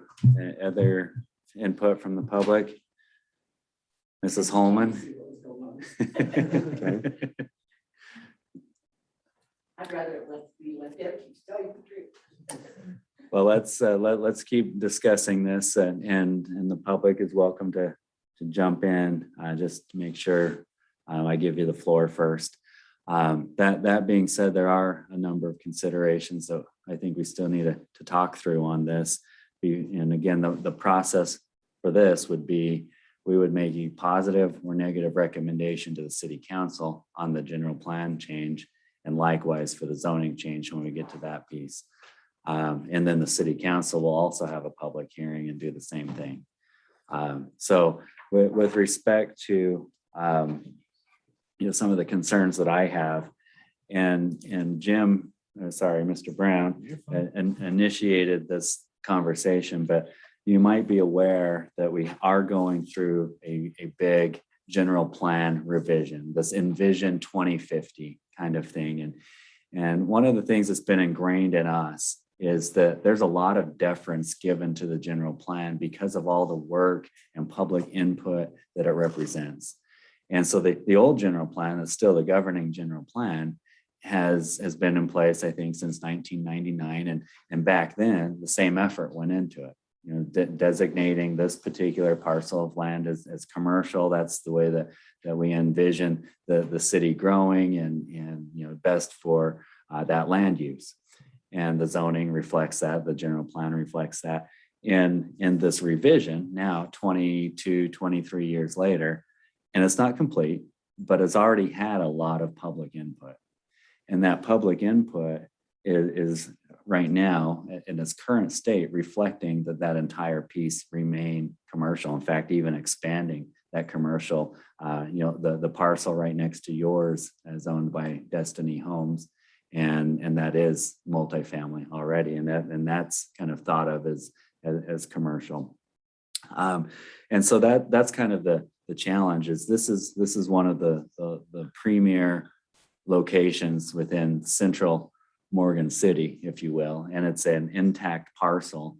And the question before us is whether or not we recommend, is there enough compelling reason to go against all the public input that's influenced the general plan and say, well, we want to help you fund your project, despite the fact that the plan is representing a different land use. And that's the challenge that we're having before us as we look at this. So that's my thoughts. Other thoughts?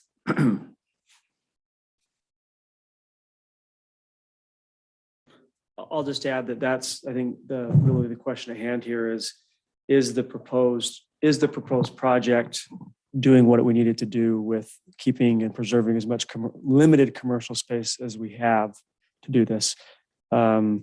Completely acknowledging that you've got to have some way to fund those commercial projects, which you explained that was the intent here. But I think that's the question that the committee really has been pondering is, does that plan to change out something that's already designated as commercial match with where the general plan's going? I think that's really where we're dealing with right now. So does Morgan County, in your opinion, have a need for affordable housing? Well, that's a different question. Yeah. And Thank you. and it's not necessarily mine to answer, but I will say that there's a lot of other land that's already designated for that. And, that could be purchased. It's a choice to purchase this particular Where is it? parcel, knowing that it was commercial. The Destiny property right next to yours, they haven't developed that. And part of the reason is that we're understanding, and you may run into the same thing as you look at your piece of property, the infrastructure constraints. And again, that's not necessarily our jurisdiction to work through. But that's been troublesome for those interior properties in that block, from a development standpoint. So, but here's as you can see on the screen, I think you can see, you can see that, where the different zones are for that. So all along that central corridor over where Mahogany Ridge is, some pieces down off of 200 East, I believe that is, if I'm not mistaken. So there's handfuls here and there. And we've given up commercial to do exactly this before. So there's an apartment project right next to the bowling alley that used to be zoned commercial. And part of that is as we look at the way that the city's evolved, a lot of cities will have, think about how the history of Morgan was. You had the train station and then the frontage on Commercial Street, and most cities will have their primary commercial corridor going right down the center towards the train station. Well, that didn't happen with Morgan. Instead, the development happened on State Street. And so since it didn't happen over on, where I forget the name, Trojan Boulevard, whatever that's called, it didn't happen there. And so it made sense to maybe make some adjustments that reflected, some of the nature of the city and the plan. On State Street, that is where the development's happening. Not even so much on Commercial Street, more of it's happening on State Street. And so that's part of this consideration is at some point, does it make sense to take a short-term view right now and make a change because it's expedient? And by the way, I'll speak for myself. I'm pro growth and pro development. I just want it to be thoughtful and done well and it makes sense for the long term. And that's the question, is that it feels more like a matter of expediency in the short term that, well, we can try to do this. And if it works, then we'll fund the project. And my question is, if not, then what other plan do you have for that land? If your request doesn't pan out. It'll be commercial. We'll just start on commercial. It'll help fund it, but it doesn't get in the way. I can still do it. Okay. One thing that I do like is the curvature of the road coming, that 90-degree turn out after you pass through Napa, and then potentially connecting at some point in the future to 300 East, I think it is, on the other side of the block. That I think is smart, and having a through way there eventually, depending what happens, I think is a good plan.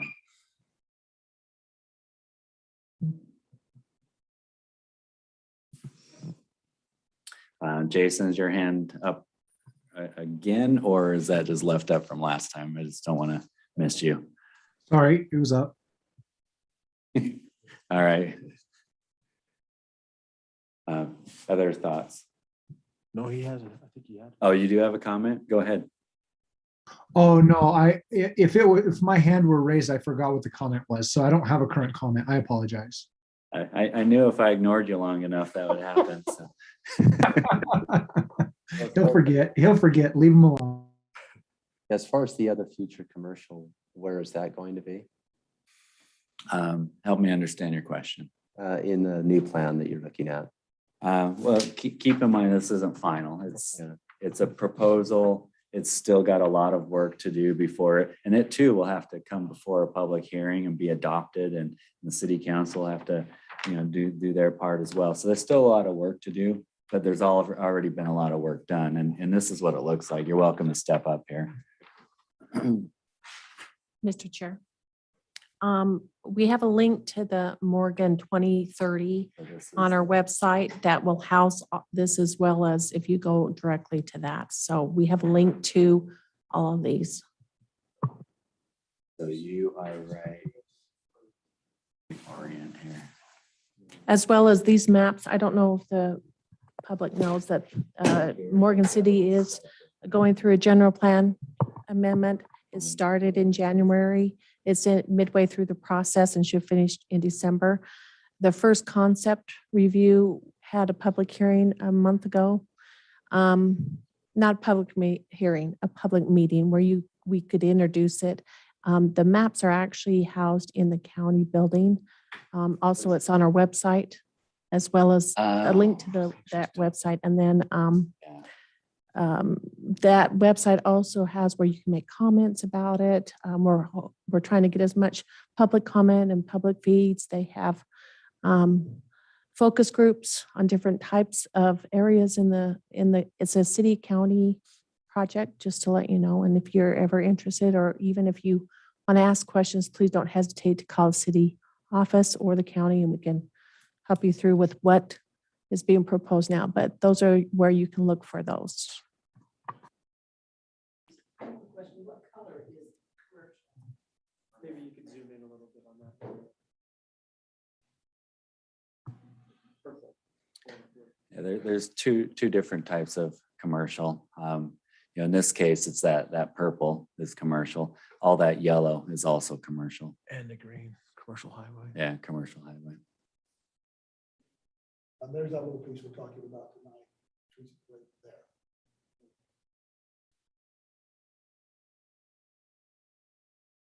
And Mr. Nye had a question, Teresa. He was asking the timelines on the new general plan. And I know you were kind of covering that, but there was some crosstalk. So I just want to make sure that everyone hears it. All right. Just to let you know, that project started January 1st in conjunction with the county. I had spoke with Ryan. I believe he was invited to some of the committees, but that is right now in the middle of that. We've had public comments, we've had surveys, we've had focus groups. The first initial concept came out a month ago in a public forum so people could see and ask questions to the design group. Those maps are in the county building as well as on our website. We have a link to the company that is doing the design review. This process is to be finished by the end of the year. We'll still have more public comment. We'll then have a public hearing and then go from there. There's a few other timeframes. If you go on that website, it tells exact timeframes, but that's where we're at right now. Thank you. Other comments or considerations from a planning perspective regarding the proposed request to change the general plan from commercial business to medium density residential?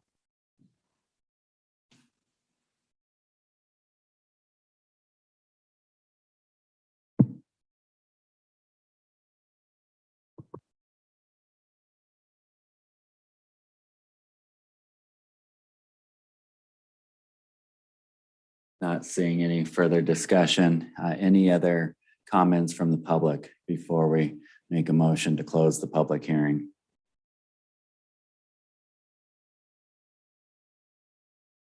So All right. just so I understand, it was denied on the fact that right now you're not sure, do you want to change it because of what the future plan has. We haven't voted yet, so. Okay. And keep in mind, we can't. I jumped the gun here. Okay. So I thought I was shot down. Two things have to happen. One, we vote, and what we vote on is to make a recommendation Oh, okay. to the city council, either a positive or negative recommendation. Right. Once we do that, the city council will go through a public hearing as well. And even if we provide a negative recommendation, or, whatever the case may be, the city council can still make their independent decision, Okay. and they can override us. All right. So just know that as well. Okay. That's the process. So we're at the point where I'll call for, actually, I see another hand, just real quick, Jason. Okay, thank you. I figure I do have one more comment before we vote.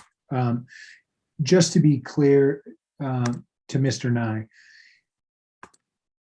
what it feels like to me is this feels very close to what's going on over by Tractor Supply. Like I stated earlier, the sensitivity is giving up the commercial space.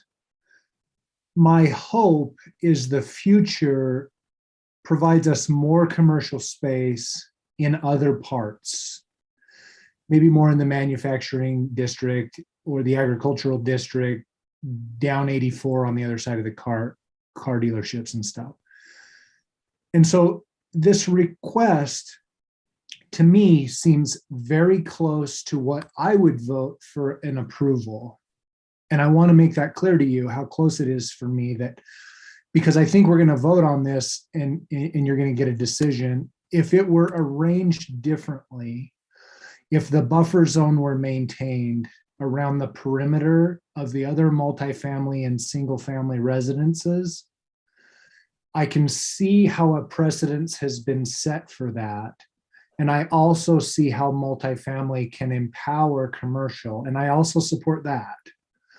And so if this were arranged differently, for me personally, that could change the way I vote. If that multifamily were arranged differently, that could change my vote. That's my thoughts I want to share with you. All right, thanks, Jason. I'll entertain a motion at this point. Mr. Chair, I make a motion that we close the public hearing that we have on the floor at this time. Thank you, Mr. Brown. Is there a second on the motion? I'll second that. Thank you. All in favor to close the public hearing as outlined? At this point, the decision stands before us on whether or not to make a favorable recommendation or an unfavorable recommendation to the city council regarding this project to amend the general plan for this portion of the 4 acres, the 1.5 acres that the developer's proposing be turned into a townhome development. That's the decision before us. There are other planning considerations that you'll at some point, regardless of what happens tonight, that you'll want to work out with the property. And in our work session, one of the things is just showing a plan, regardless of what it ends up being, but that it can be appropriately serviced. Whatever that is, if it's commercial, if it's residential, but it can be appropriately serviced. And so, that's outside of our jurisdiction, but just a consideration that from the other side of the block has run into those challenges. Okay. That being said, conversation among the commission before we vote on a motion here.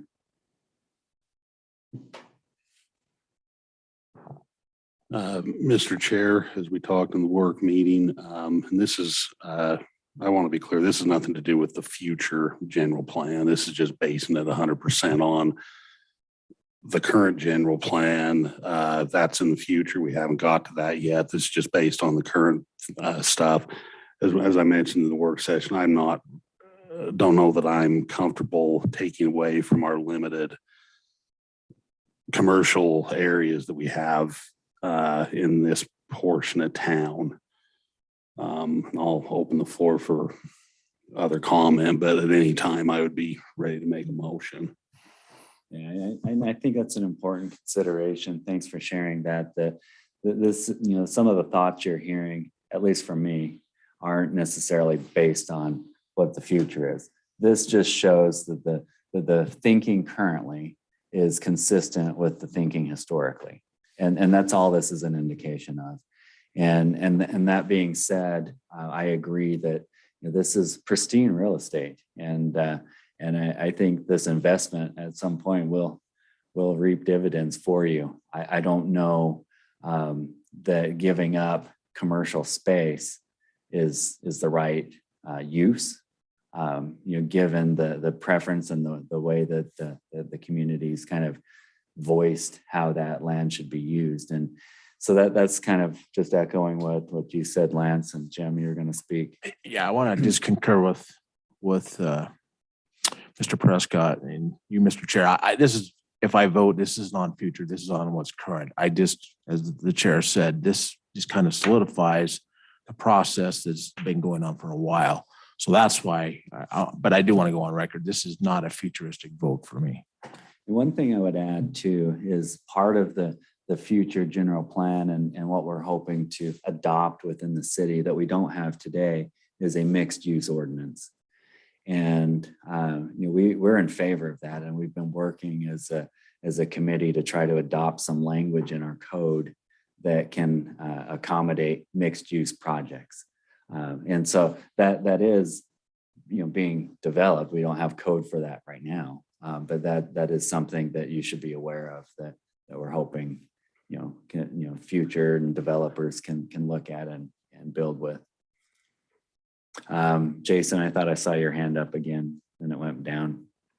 Yeah, it was that up from last time. I lowered it, but I echo your sentiments there on mixed use, that with the development of that mixed use language, that could be very beneficial. This could be this could be a centerpiece for that topic in general, because it feels like the perfect relevance between the two subjects. Any other discussion items for the commission? Otherwise, I'll entertain a motion one way or another with respect to this application. Mr. Chair, I'd like to make a motion for a negative recommendation to the Morgan City Council for the general plan amendment request from commercial business to medium density residential on part of parcel 05229-016 located at approximately 300 east and 400 north. Mr. Prescott, thanks for that motion. Do we have a second on the motion? Mr. Brown seconded the motion. Before we vote, any discussion on this motion?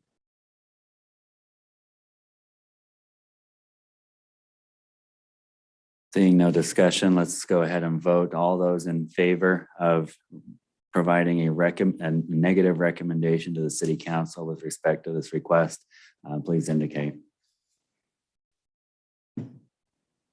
And I did see your, okay. Looks like that was unanimous. So the recommendation to amend the general plan to the city council is a negative recommendation. The city council will still take this up, and they can make their choice. The second piece is the zoning piece, and that's a separate conversation. So a lot of the same issues will come up, but we do need to have a public hearing for the zoning request as well. That being said, we have the formality of reopening a public hearing, but that's the protocol. So let's move to the second component here, and just formally, this is a rezoned petition for the same piece of property we've been talking about, the subject property located at approximately 300 east and 400 north, to change the zoning from commercial general to multifamily residential, known as RM15. So that's the rezoned petition on the table, and that does require a public hearing at this point. And Steve, I just want to make sure that we're good before we open that up. That is correct. Thank you. All right. let's do the same thing then, and I'll call for a motion to open the public hearing. Chair, I'll make a motion to open the public hearing. Thank you. Is there a second on the motion? I'll second that. All in favor? Public hearing for the rezone petition is now open. We have the same representation and +1. I don't know if the other Mr. Nye wants to add any particulars about this project. Have you been online to hear any of the prior discussion? Okay, well, glad you're here. The public hearing is now open. Is there anything to add with respect to the rezone petition? I don't think so. And from the public, and that includes you as the developer, but and from the public as well.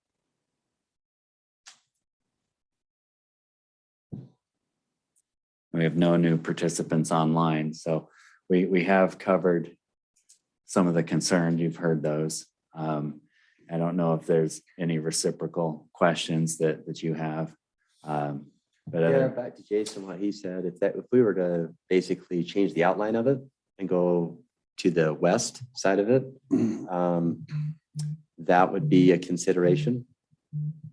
At least on his part, he said it would. yeah, he's To any of speaking you, for himself. Yeah, for the rest of you, Well, I mean, we could. was it specifically just because we've only got so much commercial and you just don't want to give it up at this point? It's the commercial use at that location and a fully intact parcel, and the kind of the voice of the public going into the general plan preparation and even currently into the new, that for me, and again, I'll speak for myself, every commissioner can share their thoughts. It doesn't mean that there's not a viable project that can happen. I mean, this is like I said before, this is prime real estate in the center and heart of Morgan, which is also why we need to be very careful about making changes to, in the first case, the general plan, and now the zoning. So for me, it's about giving up commercial. For Jason, you heard what he said, and for him, it's about the configuration, and everyone might have their concerns, but for me, it's about limiting commercial, and we've done this on a limited basis to other projects, but never one right in that central block of Morgan. So Destiny Homes, has that always been zone high density? It's been no, we talked about this in the work session, so someone refresh my memory. It's been RM15 since I think we said 17 years ago. About that, it's been a long time.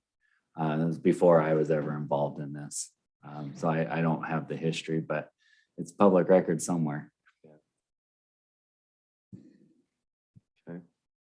I do know one of the things that we've talked about, one of the concepts is mixed use. And that's, I mean, if we could wave our magic wand and have that out as a code, as an ordinance right now, that'd be awesome. Because I think that might fit what you're trying to do, is just in a different configuration. In 2 months, that'd be an option though, right? Based on what I heard. You said it will be done, or it's gonna possibly be done?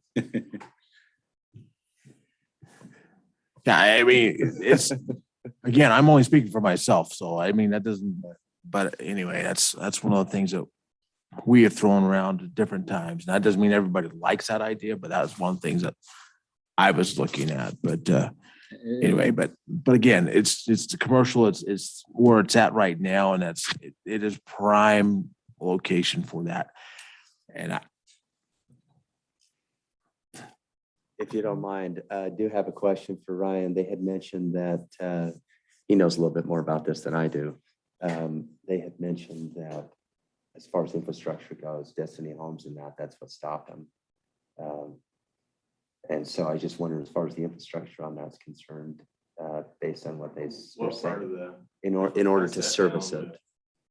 With all the different groups here with the. Ryan, will you step up to the mic and just state your name? Sewer, and they all verified that everything was stubbed right there to the end of the property. Is that when we sat down last time, Teresa? Yeah, and it would just be going through the details. One of the concerns though, and I forwarded you that email that Mr. With the storm. Harvickson and the storm drain. I think we might have a concern. solution with that. Just Okay. looking at that, there is a storm drain right there. So I think it has been, I don't know how much you've looked into that with that comment. But there is a storm drain at the end of that road where it's stubbed to the property, which I'm guessing, I haven't looked into it either. So that's why I say South end. north. It's on the north end, right behind the old Val's Flowers, Right. that there is a storm drain there. They call it Bell's Flowers. You like that, Nate? So I take it that that goes to the center of the street, which is industrial, and out to State Street is what I'm speculating on that. So as for that, that would be addressed down later on anyway, but we would resolve that. But as for any of the infrastructure there, when we sat down and talked with them, nobody brought up any issues with it. They said it was everything was stubbed there that was viable. Okay. So And I can't speak to that. That's secondhand information. yeah. It was just a caution that the Destiny project adjacent to yours Mhm. has run into some of those infrastructure challenges. So I was passing that on. Okay, yeah, I just want to kind of clarify that, so thank you. Okay, I think that's it for me. Okay, thank you. Any other conversation with the commission? So one quick question, when you're talking about mixed use, are you talking vertically, horizontally across it? What are you guys looking for? It's both. It's both And there, The way that keep in mind, the ordinance isn't written yet. right? We're So working as on it sits, we can just go put buildings on it that are retail buildings that fits the commercial, go for it and fits the go. ordinance, Yeah. Okay. Exactly. but so, okay. Yeah, I would just like to add, like, with what we're seeing and obviously on historical progress that you guys have made, it's good. Morgan needs a lot of that. That's my opinion on it.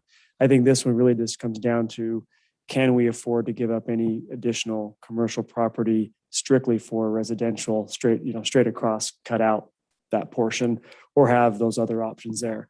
But yeah, the property itself for commercial use right now, we're guardians of the code. Code says you can do that, go for it. But on this particular portion to rezone it, that's where the issue comes up for us. So, okay, Fair enough. Anything else to add? Then I will need to close the public hearing before we can entertain a motion to vote on this I'll make a motion to close the public hearing. motion on the table. Is there a second? Thank you. All in favor? second. Thank you, Mr. Brown. Discussion on the motion. Jason, your hands up. Are you voting or? All right, all in favor of closing the public hearing? Unanimous. At this point, we make the recommendation to the city council, either favorable or a negative recommendation regarding the rezone petition. And I'll entertain a motion to that regard. Mr. Chair, I'd like to make a motion for a negative recommendation to the Morgan City Council for the rezone request from commercial business to medium density residential on part of parcel 05-229-016 located at approximately 300 east and 400 north. Thank you. Is there a second for this motion? I'll second that. Mr. Brown, before we vote, any discussion on this motion? All right, all in favor of the motion as outlined? And that was unanimous, Teresa, so it's a negative recommendation to the city council. They will take this up and you do the same process. With the negative recommendation at this point, the fourth agenda item, which is concept approval, is moot until that changes, either zoning changes or a new concept plan is presented. So Steve, just make sure I'm handling this right with respect to item number 4 on the agenda. Since it's no longer relevant, are we okay I don't, it's not a stay or continuance, but it's just- It would just, yeah, it would just basically in limbo until the city council makes their determination on, at the conclusion of those public hearings. okay. So with that direction, we will not be hearing anything with respect to the concept plan tonight, pending the decision that happens with the city council for the general plan amendment request and the rezone petition. So for clarification, so this is a tabled item because we still have to come back and vote on it. Is that right? Unless they come back with a negative, how is it taken care of formally? I guess? If the city council overturns the planning commission, then obviously it would go on to your next meeting agenda. If They concur? if they agree with you, then as the chair stated, it's one that would be removed from the agenda because it would be something that the planning commission could even hear. Thank you. Hey, Steve, another question. If the NICE, suppose they decide to just go forward with maybe completely commercial, can they withdraw their request and not need to go to the city council? Yeah, they can do that at any time, yes. Okay, thank you. All right, any other questions before we adjourn for the evening? Mr. Chair, I make a motion that the meeting be adjourned. Thank you. Meeting adjourned. Thank you.